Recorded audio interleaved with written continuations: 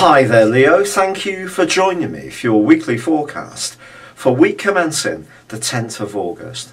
It's said that Leos love to be loved, but who doesn't? But over the last few weeks, Venus in your sign has certainly been increasing your appetite in terms of admiring glances, and on the face of it, you would have thought that your popularity was on the up.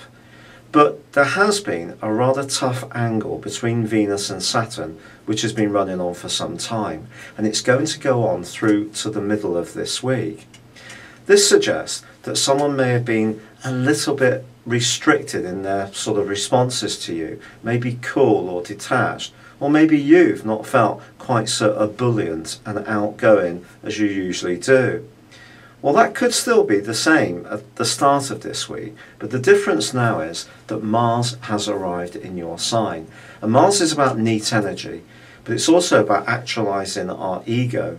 So when it was moving through the sign of Cancer over the previous 6 weeks, there may have been times when your moods were a little bit up and down. Now you're going to feel much more self-assured, much more in charge of how you want to go about things.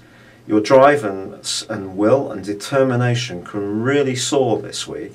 And even though there is a confusing link between Mercury and Neptune in the first half of the week, which suggests you should be cautious around financial issues, Mars is there in the background, just giving you that much more self-confidence. And then on Wednesday, a truly marvellous event occurs, because Jupiter returns to the part of your horoscope that's to do with your resources. Now, Jupiter makes its pass through each sign every 12 years. So this is a long time coming, and what it can do is take all the effort and creativity that you've been investing over the last 12 months and convert it into something much more tangible in the next year. Of course, with Jupiter, we have to be active. We can't sit back on our haunches waiting for life and luck to come to us. But there's every chance you will have some kind of good fortune in this next year. But also on Friday of this week, there's a sensational new moon in your sign. And this is really special because Venus connects with the Sun, and then both of them connect with the moon in Leo. And this trio of influences then angle across the heavens to connect with Uranus in your sister fire sign of Aries. Now, Uranus has been a very disruptive influence in recent years. However, it can be an influence for good, particularly for a fixed sign like you. Because although you are a fire sign and therefore a leader, and you can be very dramatic in your moves, sometimes you like to stick to the things that you know best.